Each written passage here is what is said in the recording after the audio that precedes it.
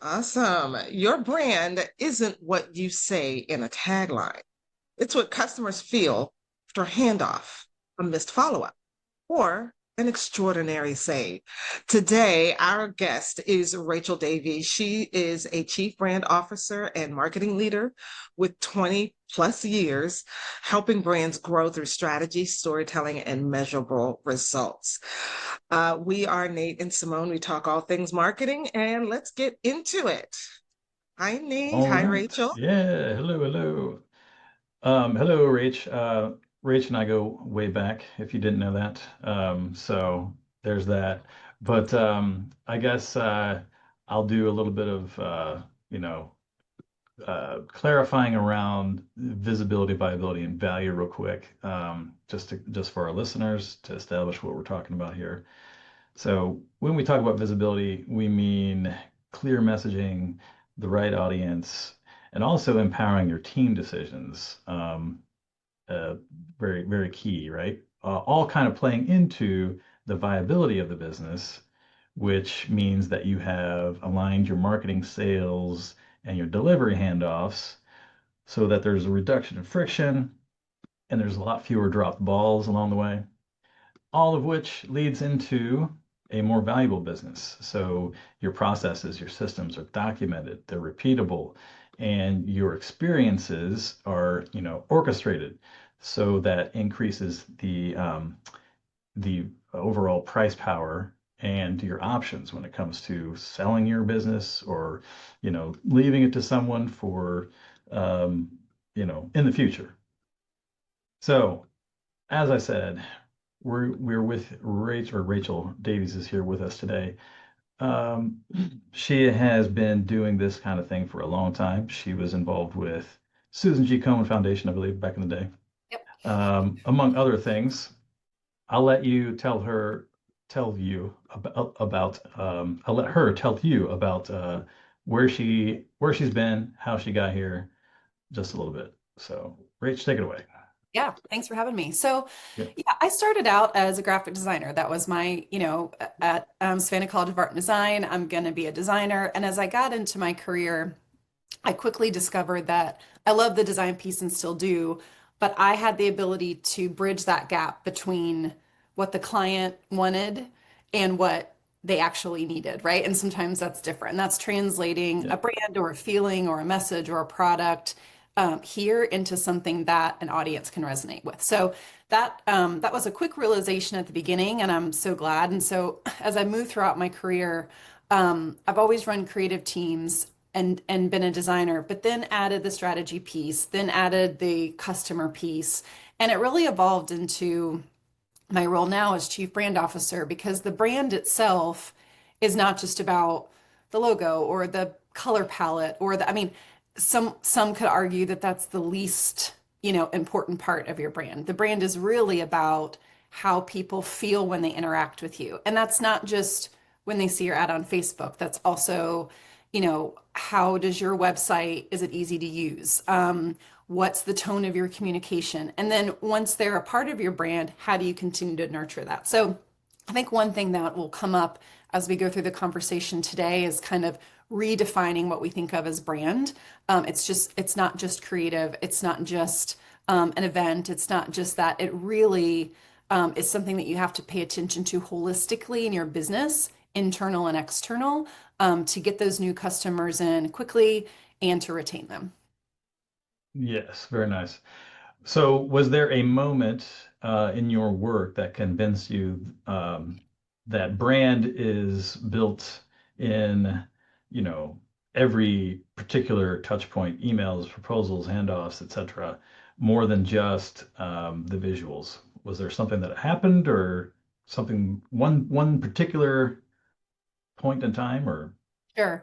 I think it started when I worked at SCAD. So I worked at Savannah College of Art and Design, actually as a print buyer. That's what I started there as. And Mhm. SCAD is very unique in that they believe in the brand experience, like to the nth degree. So much so that, like, even in our offices, a lot of the offices are old, restored, historical buildings. So as someone entered your office, even as an internal, person or external, it had to feel like the brand. You had to dress like the brand. You had to present yourself that way. The artwork that hung on the wall of every office, every bathroom, everything was student artwork. So they really took brand to the nth degree visually and really made it an experience. I think that's probably where it started. And then I think where I was able to influence that or bring that in was my work at Susan G. Komen. So I was the VP of Marketing and Comms there, but started out as their creative director. So part of that was really tying, a donor or a patient or a caregiver experience to what you're reading online and how we're presenting very sensitive information in a lot of ways, what you're reading online, and then how you may experience us at an event that's a fundraising event and it's fun and it's exciting, or an event that's very serious where we're talking about, new care options or treatment options. Even though those things are very different and have very different audiences, they still all have to feel like you're part of Komen. So I think my work there, the light bulb that went off was that brand is also going to show up differently depending on your audience and depending on the intent. So it can be something super, super serious, like, new treatments in breast cancer, cannot get more serious than that, to a really fun fundraiser where you're dressing up in a bunch of crazy pink stuff and celebrating life and celebrating the journey. Those two things can exist in one Yeah. brand world.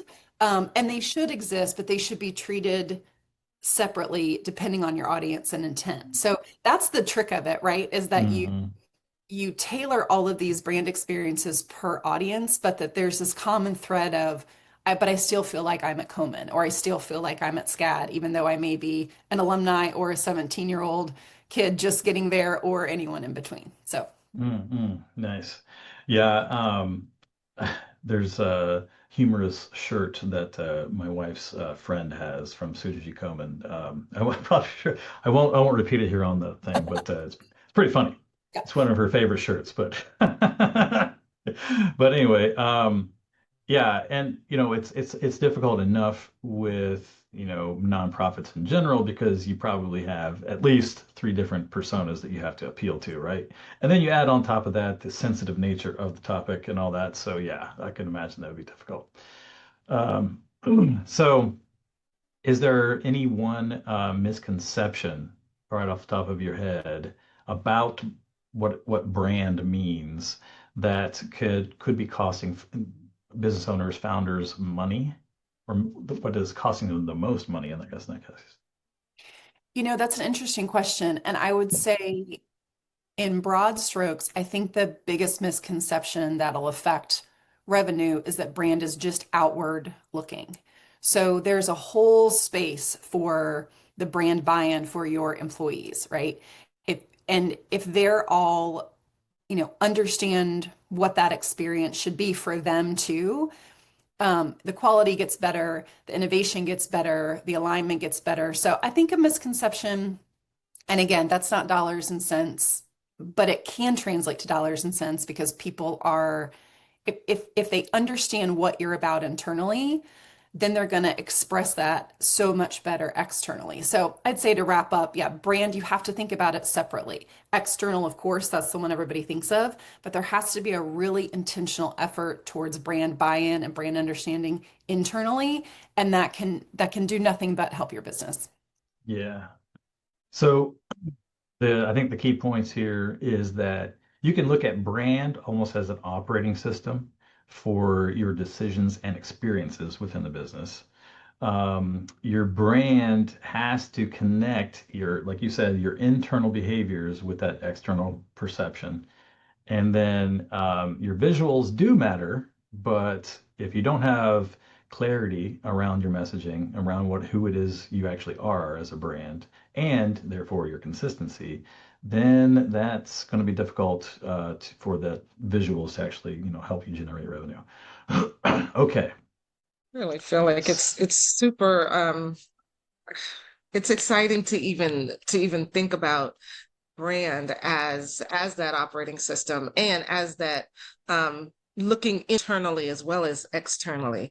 That is something I've never really heard anybody say before because I've heard the talk about brand for a long time. But and of Yeah. course, brand as not just being your visuals, but like also like that impression that you make in everything that you do, that you know shares with your customers who you are, but internally too. I think that's great, and I think that's like where those core values come in, where your team can see from the top down everything is consistent, across everything that you do externally and internally, that matches those core values, and that is part of your brand. That's so great. I love it. Hmm.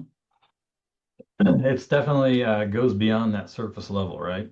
So I think Absolutely. that's It's so much more than a logo and in your it, colors and your typography. And yeah, all of which are what important, but I you used know. to tell people, like tell my artists, like um your brand actually informs what your visuals look like, right? You Hmm. have to decide what it is that your brand stands for. What does your company stand for? And then that informs your visuals. So the visuals, would you say, Rachel, that the visuals would come after you've decided what your brand is? Yeah, 100%. It's kind of figuring out, your brand positioning, what you really stand for. Then comes the messaging. How are you going to talk about it in a way that relates to your audiences? Then comes the visual on top of that. And I think to your point, a lot of people do it opposite, right? Like, I don't know, I like the color green and I think leaves are cool, so let's build a logo around that. But like, that's not really getting to the heart of it. And it's more fun to do it the other way too, because your creative has to have a foundation. It has to have a value prop. It has to have the right messaging. And it also can't just be one thing. So, an exercise that we actually did recently at Digilant is really taking a hard look at our ideal customer profiles. Who are we making the most money off of, right? We have this swath of clients and we love them, and we don't want to, take away from any of that. But as we're prospecting and as we're messaging and as we're refining our marketing materials down to be more tailored, who should we be talking to? So we have several, we call them ICPs. We have several ICPs, and we're in the process right now of taking all of our marketing materials and really tailoring them per ICP. But again, to your point, it starts with like understanding that audience. So you understand who you are, you understand who you're trying to reach, and that's when all the fun stuff comes in, right? That's when the creative and, all of that comes with it, that's where it comes in because you know where your North Star is, right? Going along with that, do you feel that once you know all that, then does it just make it easier, generally speaking, to create all that, you know, the content that goes along with the brand and reaches the audience and all that? Yeah, Okay. 100%. And it's much easier to create as a designer when you've got that context.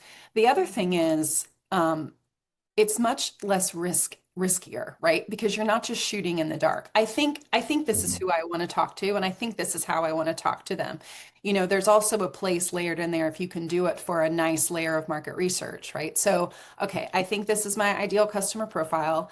I think this is how I want to speak to them, but let's test it, right? And you can do Right. lots of different ways because you're about to invest hard-earned money into marketing, right? And so you can't do that without a playbook and a guidebook and some data. I mean, you can certainly, but you're risking your funds and you're risking that marketing investment if you don't have the foundation work set. Hmm. Do you have, this is kind of off the cuff question, but do you have favorite tools for doing market research like that?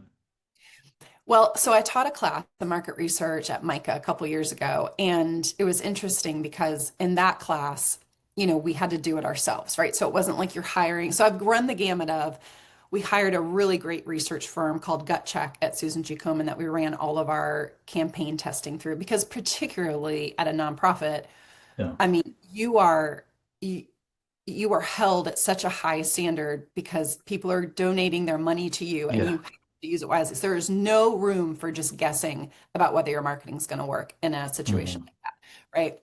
So that was the high end, right? We did all the creative testing, all the brand testing. So we knew that what we put into market was going to work, right? So there's that fancy way, right? But the other way you can do it too is gather lookalike audiences. So let's say, Nate, I identified you as someone who may work with digital, right? Which makes sense. Mhm. So I have you, then I'm going to find other people that fit your profile and I'm going to survey you. And maybe I'll have a quantitative and a qualitative test. So you can do it organically too, just to get kind of your North Star.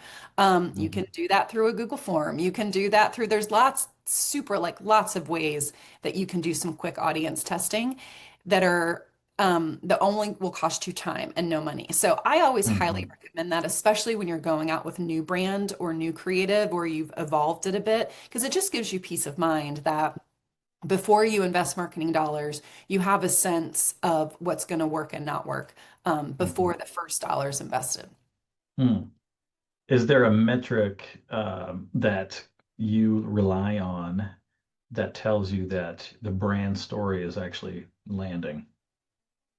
S- I would say the most general metric across the different industries I've been is always ROAS, so return on ad spend, right? So if I'm putting something out there, and let's say, a gold star would be like a $3 ROAS, depending on what it is. That could vary widely if you get into retail, but I'm talking about kind of in a professional services model. Mhm. For every dollar I spend, I get $3 back, or for every dollar I spend, I get X amount of visits. So you have to kind of figure out what your sweet spot is in there, but it's really important to track because you want to make sure that even if your goal is just awareness, right? You're not counting on your marketing to do any actual conversions. You still have to track against that to make sure that your investment's worth it. Mhm. And if you Right. start to see that slip, that's where you have two options, right? And this happened at Komen actually. So we had a campaign running for years, ran really great, had a very strong ROAS. Then we saw like dip, and we're like, okay, there's two things. It's either the messaging and the creative have run its course, or the channel mix is off. So, Mhm. or it's a combination of both. So at that point, you start layering in new creative, tweaked a little bit. You start adjusting the channel a little bit to see if what you can, raising it, but in small increments, right? So Yeah. you never want to just ditch everything and then try a whole new plan because again, without testing it, you don't want to lose that momentum. But small incremental creative tests or small incremental changes in channel handled separately that can really inform you on what's causing the dip or causing the spike too. You also want to realize like if your ROAS shoots up, what's working and let's do more of that and let's shift creative messaging or let's shift channel mix into what's working. But the overall story of that is it's never just going to stay the same, right? It is never a set it and forget it situation with marketing and media. So you always have to find what the measuring tool that works for you, and you have to continually optimize that as you go. Heard So somebody if say recently, yeah. oh, I heard somebody Good. say recently that the point of marketing isn't to sell, it's to get the data. Um, and so I think a lot of us we forget that, and we're making decisions based on, oh, I like the color red more than the color black, and so that's what we should use. And it's like, yeah, but what's actually landing with the people who see it? that that should be more important than our own opinion, and those numbers will tell us what's really going on. We did a whole three-part series on metrics, and Mhm. so what do you think about that, Rachel? Like, the point of marketing is to get the data. Yeah, I mean, certainly you want to sell your product and make money and have marketing contribute to that, but yeah, the data is everything because I had a boss once tell me, pretty doesn't always win. Like what you think legacy name, right? You don't have to, it's associated with a pink ribbon, it's associated with breast cancer. So you didn't have the marketing battle of who are they? Like I've never heard of them thing, okay? But on the other side of that, because it's a household name, people have impressions of maybe what Komen was 20 years ago and what it's not now. So you have to continually keep retelling that story. So the metrics really matter because how you're explaining it to someone, measuring the effectiveness of that through ROAS, through site, whatever, however you're gonna, measure it, that matters that you're testing that because to your point, like you may love pink, but someone else may love blue, and you got to figure that. I mean, you have to figure that out, what your audience is going to resonate with, not just what resonates with you. Right. I just got an email today from I've signed up for Alex Hormozzi's weekly The Mosey newsletter. Minute. In Mosey Minute, he says, words I like, marketing's sole objective is to shift the supply-demand curve in your favor. So Mm, that's kind of goes along the same lines what we're talking about here. yeah, But absolutely. so, Rach, how, if we're on if we have a small team, how can the small team test whether their brand is only skin deep and they need to go deeper? That's a good question. I think there's a couple ways. So I think you have to decide on your customer journey what's most important to you. So like we have a client right now, our sole mission in their marketing is app download. That's what they care about. At Digilent, we don't have an app, so we don't care about app download. So you have to kind of figure out what's your mechanism to get people to engage with your company. Maybe that's site visits, maybe not. Maybe that's new leads, new qualified leads. So you have to kind of pick that metric that applies to you. For Digilent's marketing team, it's qualified new leads. We track that through HubSpot. We do a lot of tracking through how those leads come in and how quickly they convert once they've come in. So are people, is it taking a while for people to consume our information and then become a lead? Like we're tracking that. So you have to, one, figure out what matters to you. So again, Digilent, what matters to us is qualified leads. And I say qualified because we all dealt with a bot situation. We've all dealt with a bunch of leads that don't really fit our, criteria. So we do a really important screening when a lead comes in before we release it to our sales team because we don't want them wasting their time on non-valuable leads. One thing that helps us with that is HubSpot will, when a lead comes in, of course, we have it set up to track where it comes from, how long they've spent on our site, all of that. And then we actually have an engagement score built into HubSpot. So it can say, okay, Nate looks like he's about 40%. So we'll do a nice review of him and see if his budget matches us, if a company matches one of our ideal customer profiles. So the marketing team actually does that and then sends it to sales. So that's one way. I think that's really effective if you can get kind of that lead generation under control. It really gives you some super important data because we also look at how many we're rejecting. So like last year, about 50% of leads that came in through a marketing owned or influenced channel, we rejected. So now we know, right? If we want 300 qualified leads, we got to aim for 650, 700 because that's about where that's going to net out. So again, I think there's a lot of ways to slice and dice it, but the first step is understanding what marketing is influencing that's going to drive the most revenue for you or be most impactful for your business. Identify that first and then work backwards to figure out which metrics make sense for you. Very good. All right. So let's see here. I think it's interesting how like sometimes when you're figuring out like what works and what doesn't work, you end up eliminating a lot of extra work and eliminating things that just aren't moving the needle, products, services, things that aren't moving the needle, or that only are bringing in, but like 20% of the revenue, but they're taking up 80% of your time. And so you end up eliminating that and just your work becomes that much easier. Yeah, 100%. I mean, last year we did a big exercise at Digilent on, what source is our lowest cost per lead? And that was event attendance, right? Because it's one-on-one. So that informed, excuse me, that informed our budgeting process and marketing this year to say, okay, we know based on our data that, mid events that are more client heavy than vendor heavy are our lowest cost per lead, right? And so this year we designed our event strategy, our marketing event strategy based on that information, right? So it's totally relevant.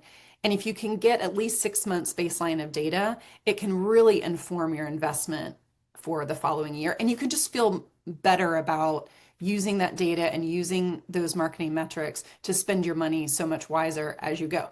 And also it'll change. So again, you have to constantly be looking at it as the world shifts and the industry shifts. It won't always be the case. Maybe that events are our lowest cost per lead this year, so we have to keep looking at it, but it does give you a really good base moving forward. There's excuse me, I sat in on American Marketing Association talk last August with Ashley Faust, and she works with she's the marketing one of the marketers, excuse me, heads of marketing for Atlassian, which they do all the project management and that kind of stuff, those tools, Yeah, they do and Jira and Trello, I think. Jira, Trello. Yeah, Yeah, a she's a few big others. fan of what she calls the playground approach to lifecycle marketing. And she says that, basically the idea is that there are the given the nature of the way things are, there are so many people coming in and going out at different times and in different places. Like the old models of the buyer's journey doesn't really fit anymore. Um, So in that case, then, like, I mean, you mentioned buyer's journey and whatnot. So are you guys, do you feel like, is it difficult to track that kind of thing and really figure out what the next step should be then, or? I feel like I totally agree. I think the funnel approach is dead and gone, right? And has been because people consume media in a layered effect so differently. So really it's about mapping, what one might call like category entry points, right? So where based on age, demo, like all of that, where are they entering to engage with your product? Is that after 6 touch points on their phone? Is that here and there? And so when you work with a company like Digilant, that's a big part of the media planning process, right? We're going to analyze and evaluate category entry points to help inform you where best to hit your spend. And also, of course, that informs the creative and the messaging work because how that all factors in on how you're going to speak to someone about it. So it does make it more complex because it's not like you get an Yeah. email, they fill out a form, then they get it. Like it's just not that anymore because it's the funnel approach to conversion doesn't work now. But it's also kind of exciting because you're not stuck just in that like very strict marketing mindset, and you can really dive into those entry points and when they're coming, how they're coming, who are they, and all of that data is just really, really rich in informing your marketing programs. Yeah, so it's not like we're getting completely away from the old stuff. It's more like you can kind of start there, but then realize that things have shifted, and I guess you're gonna have to test and as appropriate.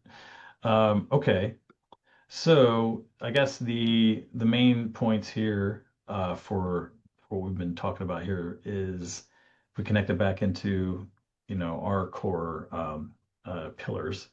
So visibility, we are messaging, we're making sure that we have clarity around our messaging for the right leads. We are working on our brand consistency through handoffs to increase viability in the business. And then, of course, value. We are codifying those experiences so that they're repeatable and trained, I think is key, I guess trainable in our staff, and if that can kind of carry forward.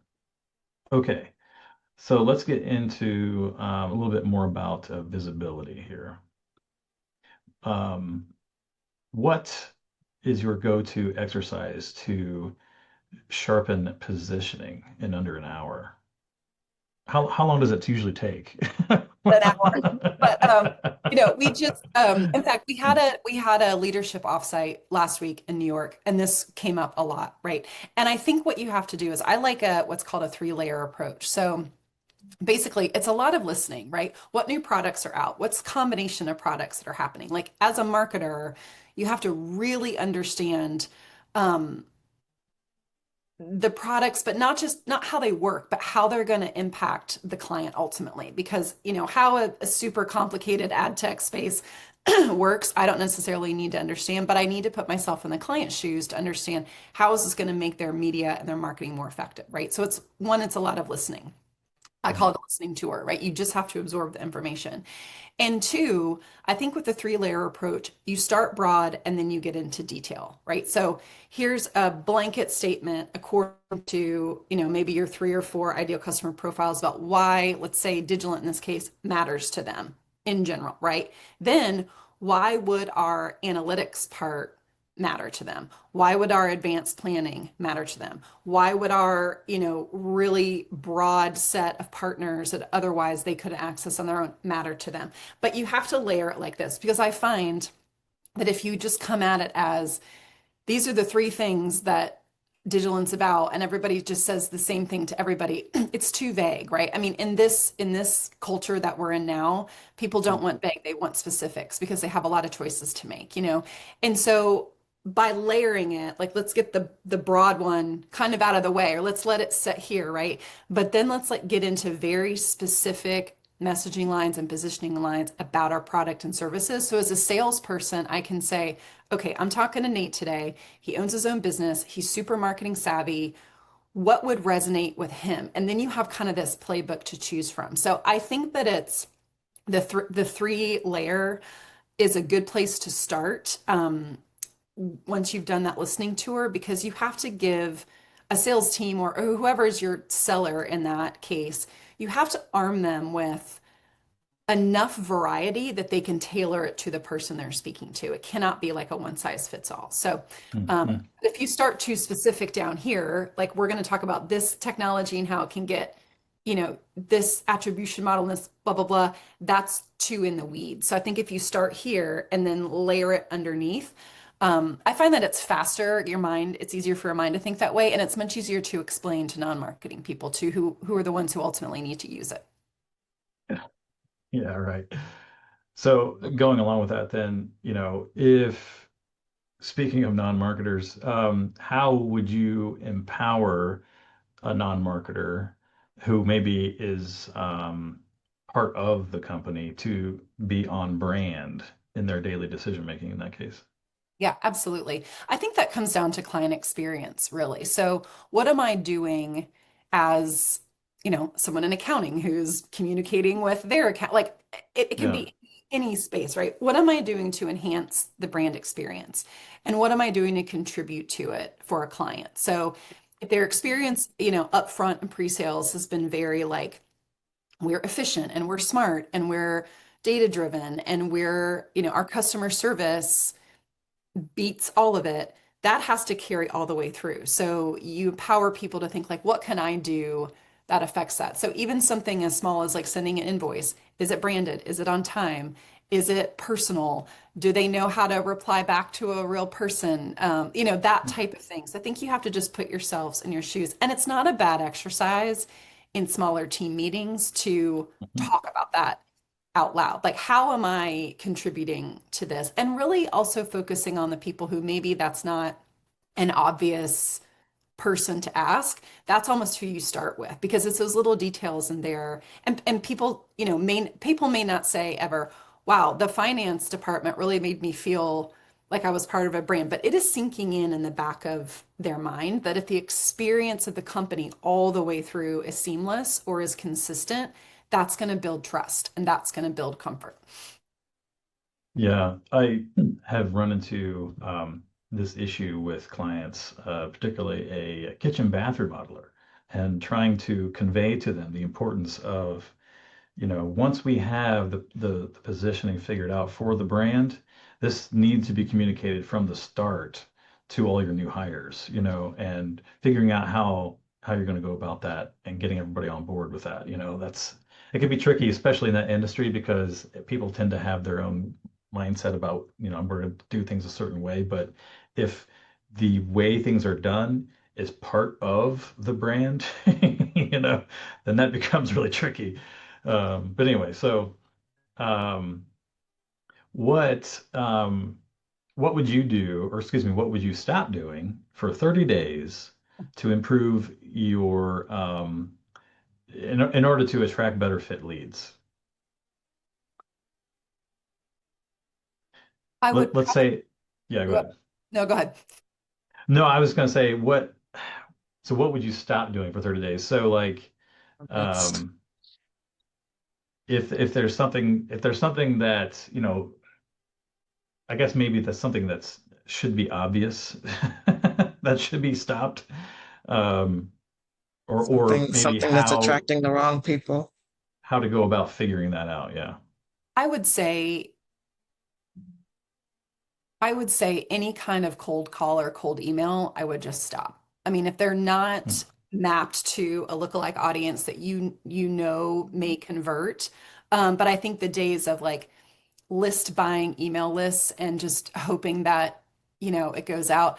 I also would stop, and I get a lot of them in my email things. The tone is a little threatening. So it's like, well, if you don't want more leads, then I guess, that type of thing. I would stop that Mm, immediately. mm, So mm. I think emails on the edge of, as far as prospecting goes, really it's just not effective unless you have a relationship, unless you can tailor the email specifically, unless you have an incentive, unless you have a compelling ask. But the cold list email, I would stop immediately because I don't think it's doing you any good. There are lead generators out there screaming right now. I I know, know. right? I just, I could be wrong just based on my experience with where I've worked.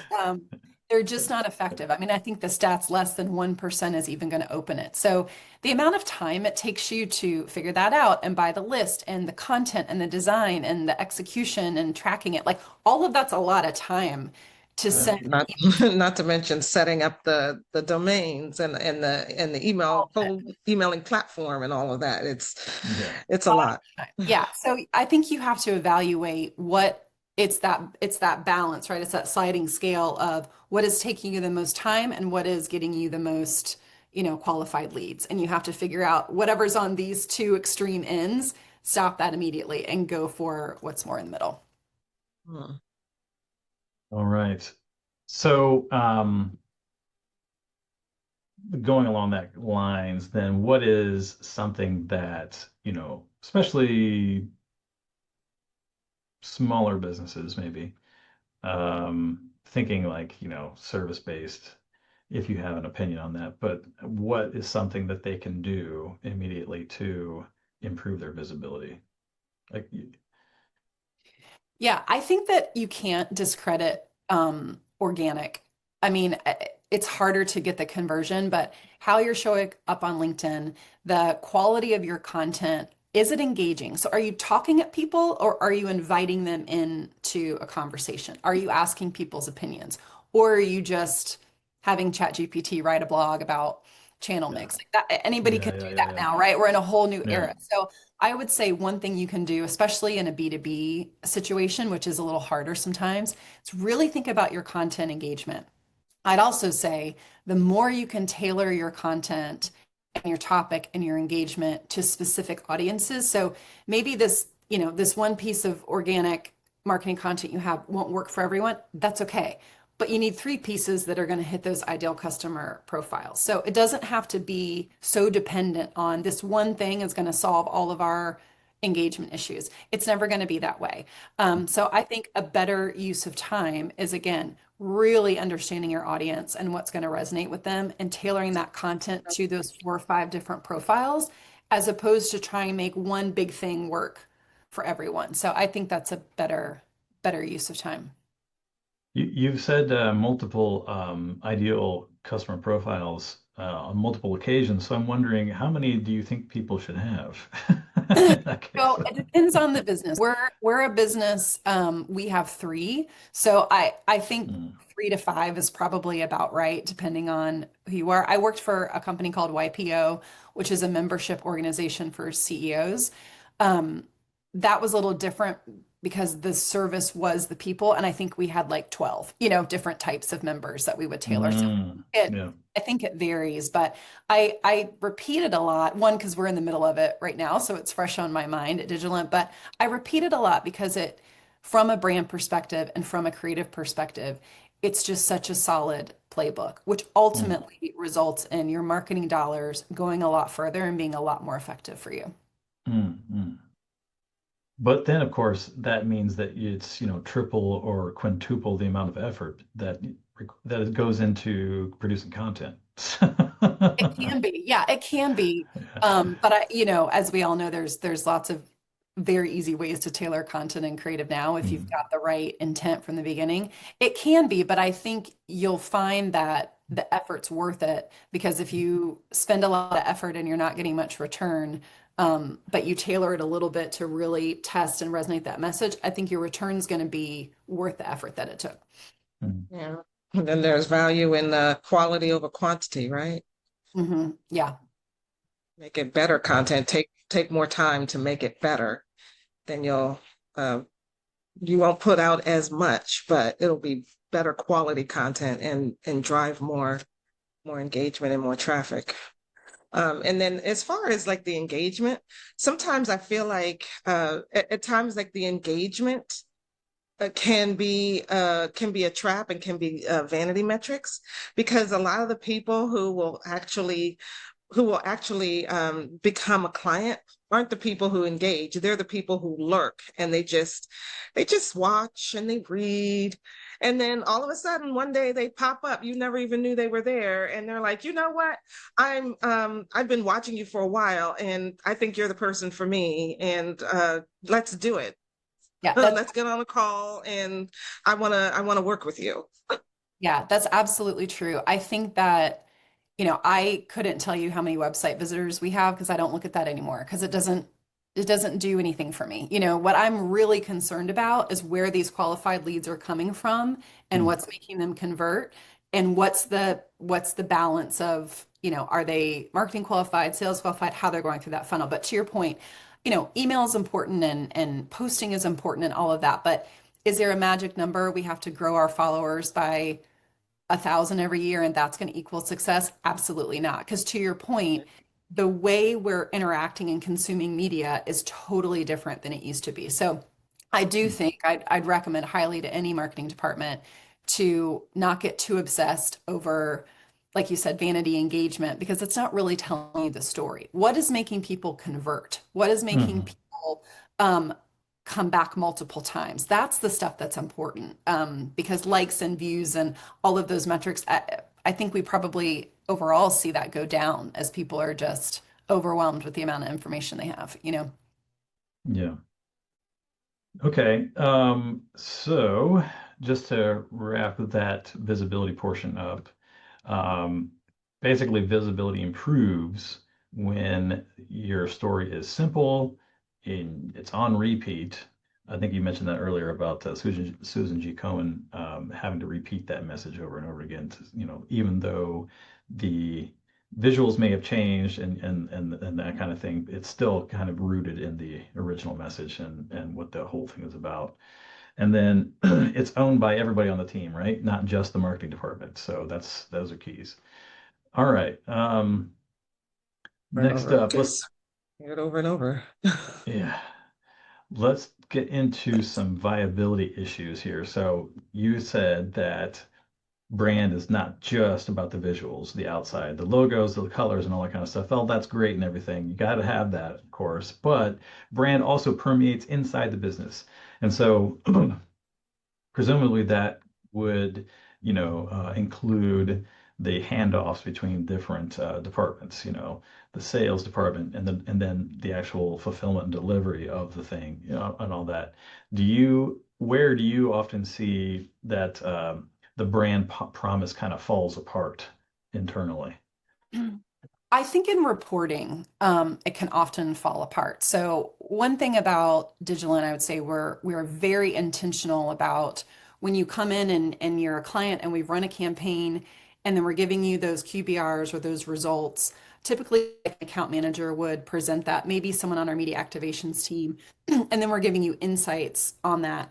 We have to be really intentional that because that's a big experience for our client. We're doing reports all day, every day, but we have to make sure that they understand them. We're giving them in a way that's meaningful to them and that the insights are effective. And I think where I've experienced before as the client working with a vendor, that the work is going and it's great, but I get this report from someone I don't know. It's Yeah. not really written in a way I can understand. There's not really insights in there that I feel like I can do something with as the client. And so I've seen Mm. it break down and I'll say that is you have to be, but you do have to be really intentional about because it's an easy place for it to kind of break. So Hmm. I think in how you're reporting back, um, how you're thinking about that messaging of what does this really mean for them? Can they take Hmm. this to their CEO and say, our paid media and our marketing efforts are working, and here's how I can show you that they're working? That's what they're ultimately going to have to do. So I think that paying attention to those reports and insights is a really big key, and sometimes that can be a weakness. I often lurk in the subreddits on Reddit, and I was on the MSP subreddit one day, and someone posted something along the lines of, "We're about to lose 40% of our client base." The first thing, all these people like kind of piled on, they said, "You're not proving value. You're not proving value." That's the first thing they said. Yeah. And so these reports that you're talking about, presumably like the point of them is to prove the value. But if you're not kind of connecting that to and like kind of walking them through that and showing how that actually lines up, then it could just be, shoving a bunch of information down their throats and hoping they get it, Right. right? Right. Yeah. Um, okay.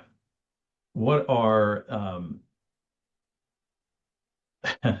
okay, so if a brand wants to keep their brand promise intact, what are three, in your opinion, what are three must-have handoff elements? So we've got reports already. Do you have two more on that? Sure. I think that another key element is because different people, right, are going to touch the business as it goes through. Like the salesperson ultimately is going to hand off to an account manager who's ultimately somewhere going to hand off to maybe a media activations person. But I think what helps is when you layer those experiences. So the salesperson should not have to be on every call once the sale is in because they need to keep prospecting. But you kind of layer sales and let's say account management together for a while. Then maybe you layer account management and the campaign activation for a while. So I think that's key that there's not a hard handoff, but there does have to be a handoff so everybody can focus on their jobs. When you're a small team handling multiple clients, you have to have that autonomy in there. So I think layering is really important. And I think taking the time to dig into those results, whatever they are. I mean, in our case, it's media, but whatever it is, and taking that extra little time to provide insights or ideas is super, super valuable. So, because the marketer may not be, or your client may not have the bandwidth to think about it. You're looking at it differently from outside of their business, which can also be a really valuable experience. But I think offering, and you could call it upselling if you wanted, but I think offering insights and offering actions based on those, even Hmm. if they're just one or two, even if they're small, goes a really, really long way. Hmm. That could lead into, like you said, upsells. I see this happening. We do offer this thing over here that could help with that situation. That becomes kind of like a natural, you're not necessarily trying to cram it down your throats, but you're saying this thing is happening here. If you want to fix this, we have this to offer. I like that. All right. So if we're talking to if our audience here kind of has a small team and they want to build their first 30 days playbook, um, how can they go about that? What's the best way to start, I guess? Like their brand playbook or their custom. Yeah, Yeah, first 30 days playbook, yeah, we'll call it the brand playbook. Yeah. sure. I think I would start with, really clearly laying out what do you want people to experience when they work with you or your company? That's big, small, whatever. That's the first part, right? So not to start with products and services and, pricing analysis and all that. Of course, you have to have all that. But from a brand perspective, what do we want people to feel like when they work from us? Start there, right? Maybe those are six or seven things. And then build, okay, this is what we want them to feel. How are we internally going to make them feel that way through our processes, through our cycles, through their experience? And then how are we going to communicate that that's what they're going to experience out? So I would start there. That may take longer than 30 days, but I think that I would start there, really getting aligned on how do we want people to feel when they work with us? And that can be anything from, your bath outfitter people to Susan G. Komen to a media company Yeah. like Vigilant to SCAD. I mean, that rings true for any business and Mhm. they could build from there, thinking internally and externally. So to make these things be true, we have to do this, and this internally and externally. But those two things have to exist at the same time. So you kind of think Yeah. about that age-old question, like, what do we need to do to make this be true? That's always a great Hmm. start. Yeah. It's like, was it Stephen Covey, right? They begin with the end in mind, you know? Right. Yes. Um, and the other another famous quote comes to mind as well, along is people might not remember what you say, but they remember how you make them feel, right? So that's key. You want to make sure that you're orchestrating that, I guess. All right. So viability in your business is about internal alignment and execution. And the point there is that you're trying to make the business, as it grows, you're going to make that process easier and hopefully not more cumbersome, I guess. Okay, so we are getting close to time here. Um, we can get into the next one if you want. I don't know how much time you have, Rach. You let me know. Yep. I'm good for a while, yeah. All right, good. Okay, so the next stage would be talking about value, how to build a valuable business. And that, this is like your how to make the business scalable and sellable, and that kind of thing. What kind of systems that we need to have in place in that case. So, Consistency. um, yeah, exactly. For consistency, repeatability, the thing, predictability, Less right? founder dependency. Yeah, we know that this is the outcome that we can depend on if we do things this way, right? So in that case, then what are the first two brand assets that a founder should document to help increase the value of their business? What would you say? Well, I think this is an obvious one, but you have to have a website that explains what you do, but doesn't have to give every detail, right? And that's a hard balance to strike sometimes. But I think, that's your like front porch, right? A website is Yeah. not going to automatically convert people to work with you at all, but it is right now anyway, a really strong first impression of you. So I think that you have to have that in place. I also think that you have to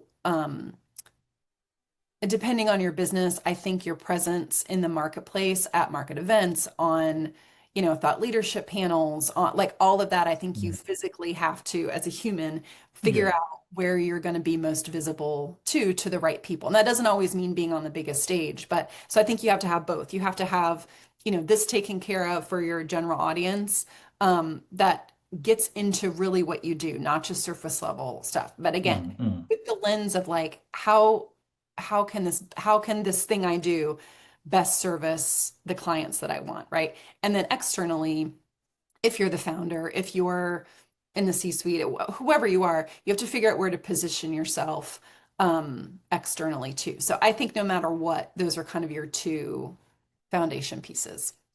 nice.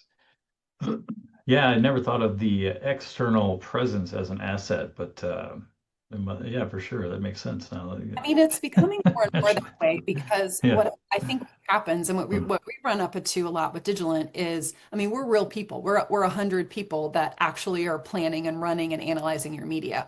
We're not bots. We're not like a group of two people who are acting like they're 100 people, but we have to tell that story more than you'd think. And that's a real selling Yeah. point because there's so much like mystery around, is this real? Is this just a bunch of AI agents doing it? Is this really worth what I'm paying for? Like there's a lot of that mistrust naturally in people Hmm. now. So I think that while it seems old school, the physical presence of you and your team, having a strong point of view of what's going on in your industry, not being afraid to be out there a little bit, even if that's your local networking group or that's a bigger stage in an event. Like I think having an opinion and having a physical presence is probably going to become more important than maybe it has been in the last 10 years. Mm-hmm. Nice. Okay. So um, part of, the creating predictability in a business and systems and that kind of thing kind of gets into concepts that are familiar with franchising and that kind of thing. You could almost call it productizing. your offer. That being said, it's not exactly the same thing because especially with franchising, there's a heck of a lot more stuff that goes into it, like legally and all that, a lot more paperwork involved. But, being able to kind of quantify it and make it repeatable does, by its nature, kind of make it more of along the lines of a productized situation.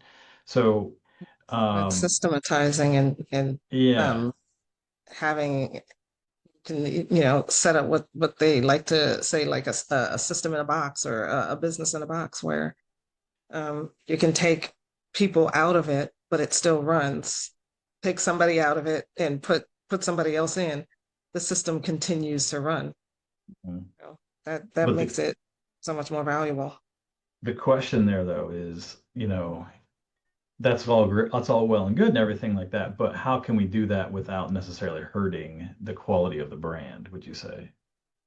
I think you have to look at it.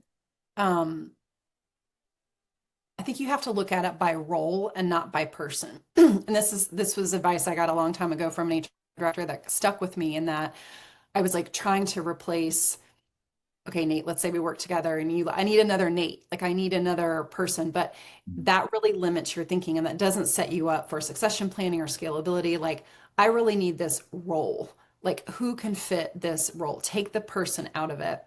So same thing, like I mentioned that we used HubSpot, but things lived with a person before. Okay, so how can we get them into a system, whether that's Salesforce or HubSpot or whatever you want to use?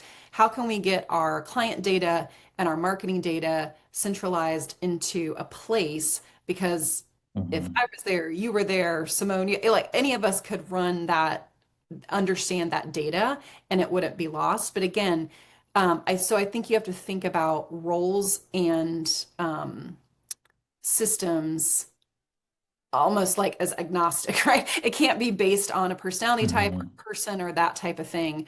And that's all in better efforts to scale your business, or sell your business, or however you want to do it. But I think thinking about those two things and how can they drive consistency and how can they drive growth, that's kind of your baseline there.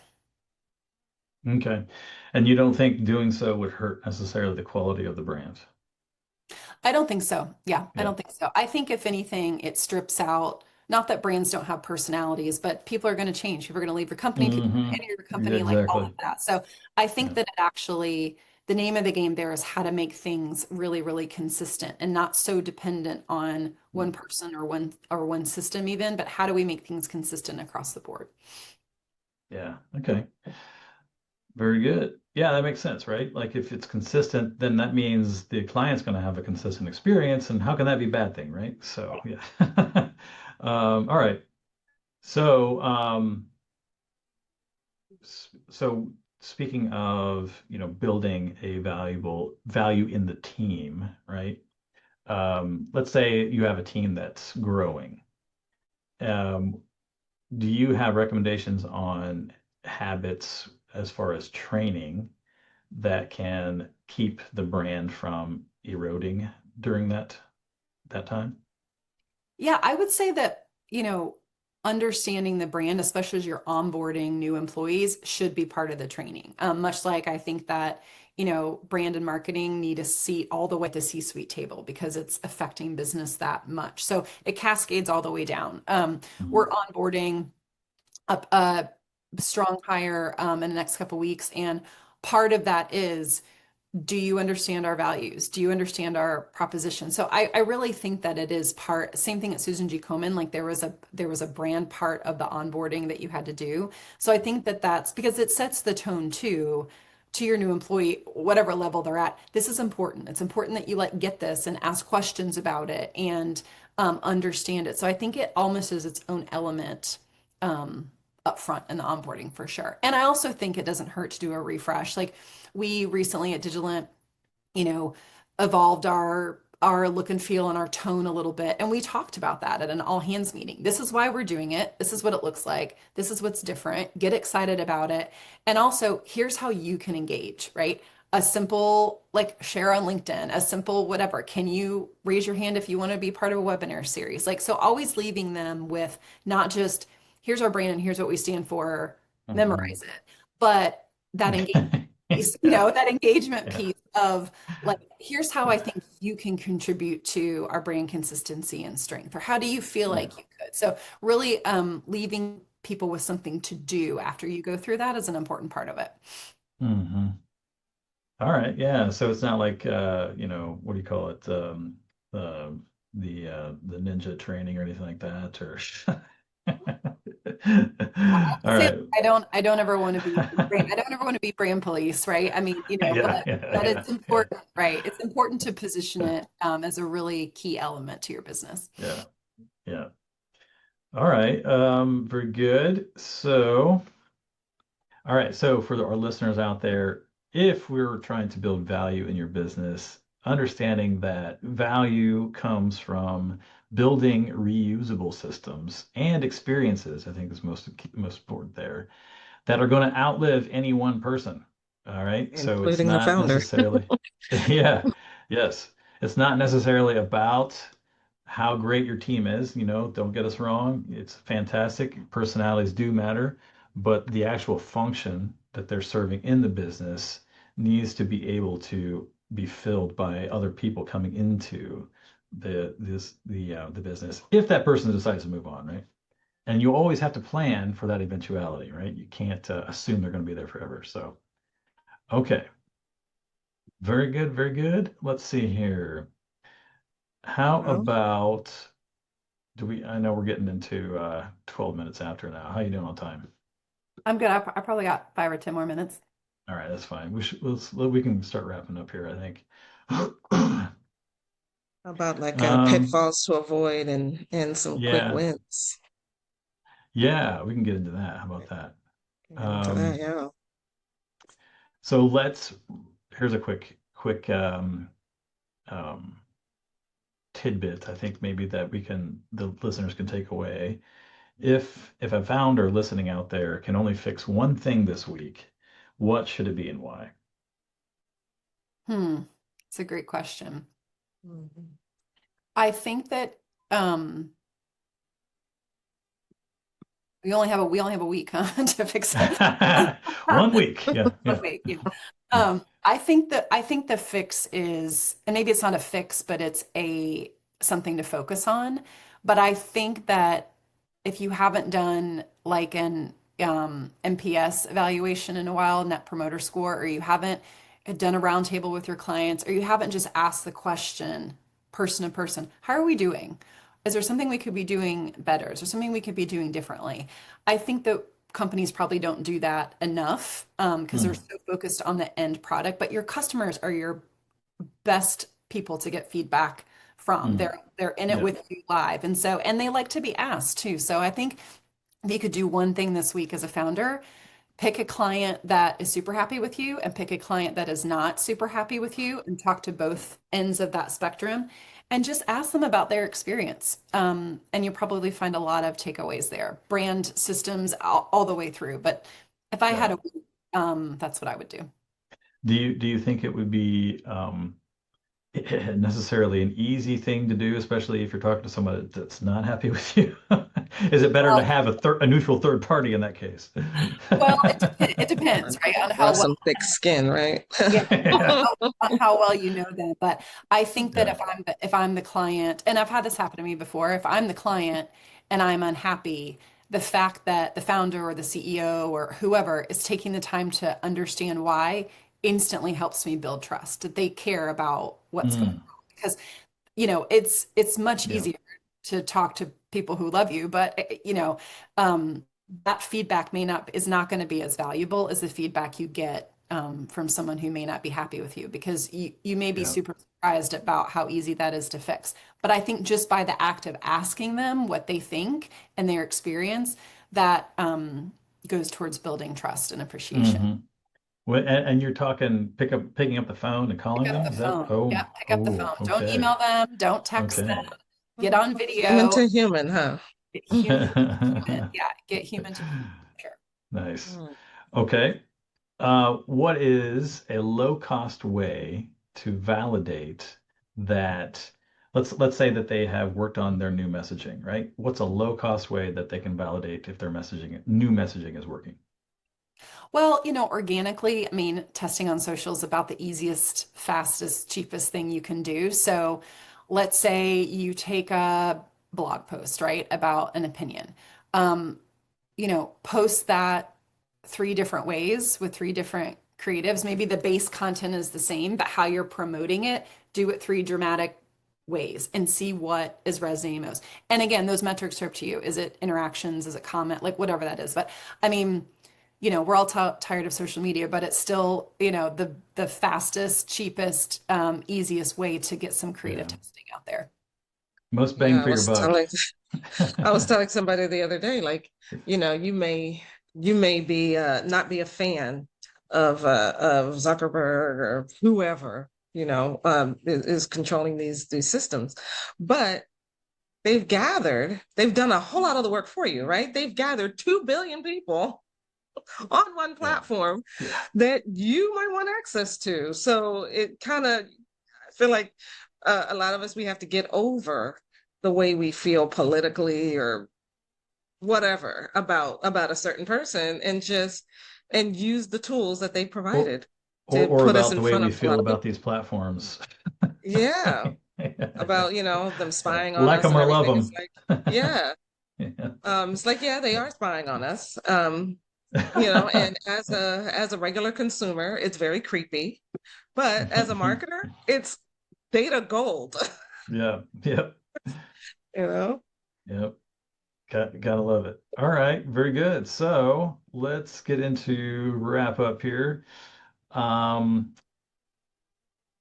if we had to summarize the conversation here, brand is the sum of interactions, those that are felt, remembered, and trusted. And actually, Rach, does that sound good to you, or do you have something else to add to that, or Oh, what's your? absolutely. Yeah, Yeah. absolutely. Okay. All right. Um, Visibility. We're creating clear messages. We're empowering our team in order to get the right leads. Viability. We are making sure that our promise, the brand promise, matches the process, right? And so that all leads into consistent delivery and consistent client experience as well. And then we're building value through documenting, productizing our service potentially, having trainable systems, making sure that that's part of the onboarding process, especially with new hires. That leads into scalability and optionality later on. If you like what you hear, Simone's going to tell you what to do about that. Um, well, first of all, subscribe to this channel so you can get more. And we'll be bringing even more guests who are as great as Rachel. And Rachel's a good one. Thank you so Yeah. much, Rachel, for being Good here with us conversation. today. Yep. Yeah, good conversation. Visit her if you want to connect with her. Visit her at digilant.com, and it's spelled Digilant. We'll put that in the show notes, .com. And we also want to let you know that if you have come up against a growth ceiling in your business, take our growth ceiling assessment. So to pinpoint where your business is actually hitting that ceiling and which V to address first.